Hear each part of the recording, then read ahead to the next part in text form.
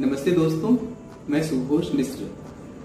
मेरे मित्र श्री प्रकाश ने अपने YouTube चैनल चकल्लस के लिए कुछ सामग्री उपलब्ध कराने के लिए बोला। तो अभी इन दिनों मैं रांगे राघव की एक पुस्तक प्राचीन ब्राह्मण कहानियां पढ़ रहा हूँ और इसमें से कोई एक हिस्सा पढ़ता हूँ मैं। तो ये है शीर्षक द्रौपदी। राजा द्रुपद की पुत्री द्रौपदी का जन्म यज्ञ वेदी से हुआ था। चूंकि द्रुपद ने वह यज्ञ किया था, इसलिए द्रौपदी उसी की पुत्री कहलाई। उसी यज्ञ वेदी से धृष्टद्युम्न की उत्पत्ति हुई थी। जब वह बड़ी हुई तो राजा ने उसके विवाह के लिए स्वयंवर की व्यवस्था की। अनेक पराक्रमी योद्धा उसमें आए, लेकिन अंत में पांडव अर्जुन ही स्वयंवर की शर्त को पूरा कर पाए और उन्हीं के गले में द्रौपदी ने वरमाला डाल दी। कर्ण ने भी उस समय प्रयास किया था, लेकिन सूत पुत्र होने के कारण उसको राजकुमारों के बीच खड़े होकर मछली बेचने की आज्ञा नहीं मिली। स्वयं द्रौपदी ने ही उसका यह कहकर अपमान किया था कि एक सूत पुत्र क्षत्रिय कुमारी का वरण कैसे कर सकता है। उसी कथन पर कर्ण इतना फूट कर बैठा था कि जब भरी सभा में द्रौपदी को नंगी करने का प्रश्न आया तो उसने दुशासन को उस क्षत्रिय कुमारी को नंगी करने के लिए अधिक से अधिक प्रेरित किया था। वह पांचों पांडवों की पत्नी थी। इसकी भी एक विचित्र कथा है। जब उसको लेकर पांडव अपनी माता कुंती के पास पहुंचे तो वे द्वार से ही पुकारने लगे, माँ देखो हम कैसी अच्छी चीज ले आए हैं। इस पर कुंती ने भीतर से ही कहा, अच्छा है बेटा, मिल बांट कर ले लो। बस माता के इसी वचन का पालन करने के लिए वे पांचों ही द्रौपदी के पति बने। वह इतनी व्यवहार कुशल थी कि कभी उसने घर में कलह पैदा नहीं होने दिया। ईर्ष्यालु स्वभाव उसका नहीं था। वह अपनी सौत सुभद्रा को भी अत्यधिक चाहती थी। कभी भी उसके साथ उसने दुर्व्यवहार नहीं किया। कौरवों के साथ भी उसका व्यवहार कटु नहीं था। पांडवों की श्रेष्ठ पत्नी को जीवन में अनेक आपत्तियां सहनी पड़ी थी, लेकिन उसने कभी उनके लिए दुख नहीं माना।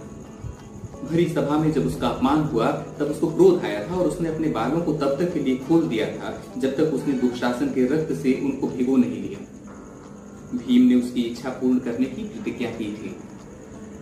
वह बड़ी ही नीति कुशल स्त्री थी।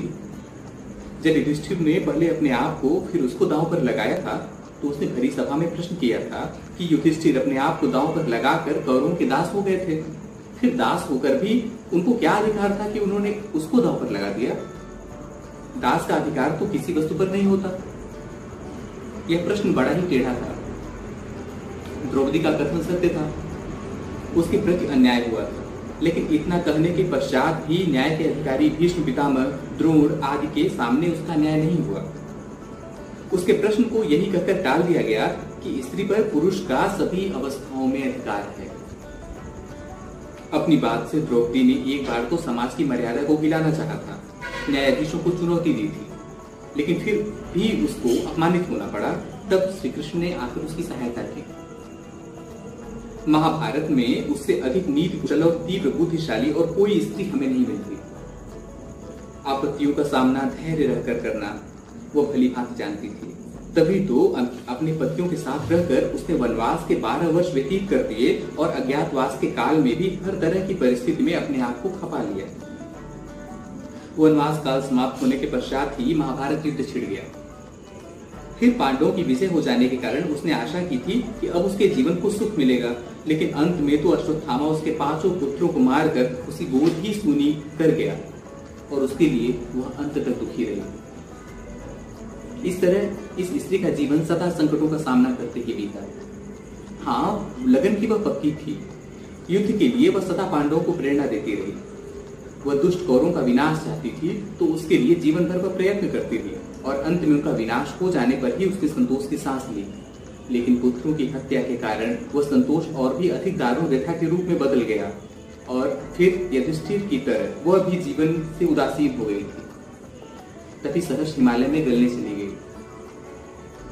इस तरह इस महान नारी का जीवन समाप्त हुआ। धन्यवाद।